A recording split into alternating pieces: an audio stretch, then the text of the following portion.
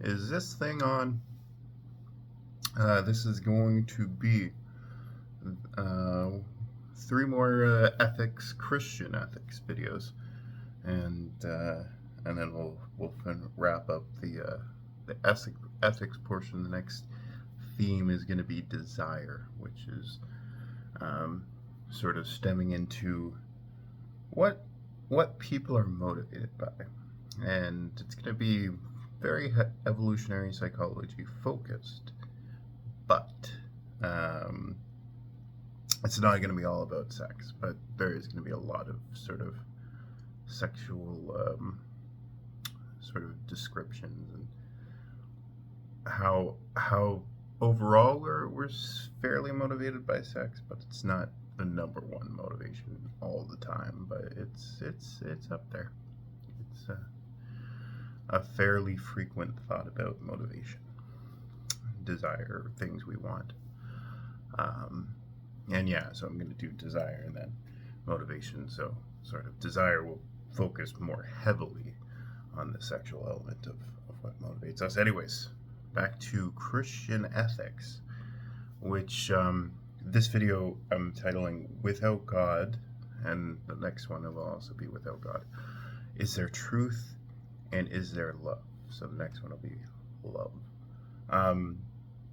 But what I'm sort of stipulating as a without God is it's more without transcendence, without a higher meaning, like an ultimate meaning for whatever behavior you want to ascribe, whatever action, whatever purpose are terms that could be used there. Without transcendence, is there value? So it's more of a critique, a two-video critique of utilitarian ethics. I would say stipulate sort of the John Stuart Mill type of utilitarianism, the more political one. It actually has elements of transcendence in it, so I'm not going to critique too heavily sort of Millian utilitarianism, because there is elements of transcendence within it. So how am I describing transcendence here, and then how does it relate to truth? So there's sort of the naturalistic view of how humans became rational. Sort of we're the most social being on the planet, and part of the most social being is being able to communicate what we see to others, because that's sort of the fundamental value of it, is if you see a potential threat, being able to identify that threat really helps maintain safety. So the idea here is that we came across logic and truth as a form of communicating threats, as a form of survival. A survival tool is what truth is, sort of in the naturalistic view. But that puts a little bit pressure on those who might not always have thoughts that align with reality as often. So people who experience hallucinations, people who experience delusions, these people are then expected to live in a world where everything we say is fully intentional, everything we say is based within reality, is based within sort of what others can see too. And if it's a delusion, meaning it's non-existent, again, a hallucination, non-existent, then it makes it weird that if we evolved this truth as a naturalistic tool, we are still exposed to circumstances where our observation is inconsistent with reality. Our observation is inconsistent with truth. So, why?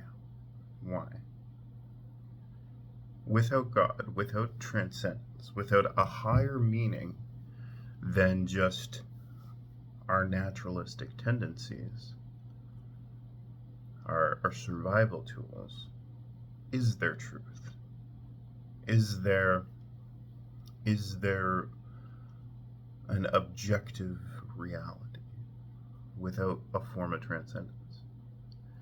Additionally, people lose their cognitive abilities over time. People with dementia, people with Alzheimer's, they lose their cognitive abilities. Does that make them less truthful as individuals? Does that make them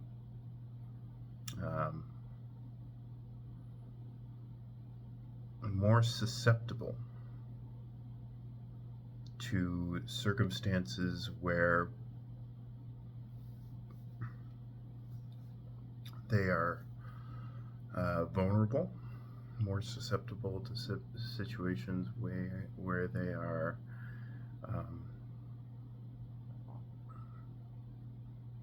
basically in dire need of guidance and aid.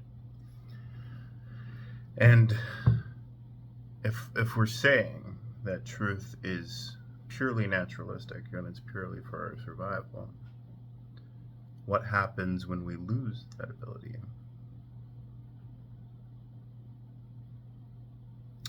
So the idea is transcendence is important in truth because without it, you have no guidepost for when you do lose those abilities, when you do lose your sort of naturalistic skills. Now, again, truth,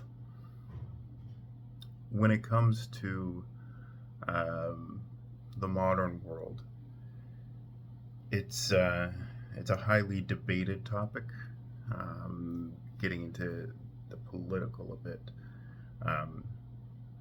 if you're within a political realm, if you're sort of seeking power, and your opposition and yourself cannot agree to facts, that leads to a more dangerous set of circumstances, because if you're not even agreeing to what you consider objective, then when you get into the subjective disagreement, it has a propensity to lead to more violence, which goes back to our aggression series. So without transcendence, it's probably a little bit harder to find an agreeable set of objective facts, but not necessarily. Sometimes maybe the naturalistic route might offer sort of more meaning there, because it's something you can physically see. The thing is, without transcendence, without God, does truth exist? The atheist will say yes. The theist might say no. And this is sort of why I don't dive into ethics too much. And the next video is going to be more ethics focused, because love is a sort of more concrete concept. Anyways, feel free to share your thoughts in the comments below. Let me know if you think without God there is no truth. Without God there is truth. More truth. Thank you so much for watching, and I'll see you in the next one.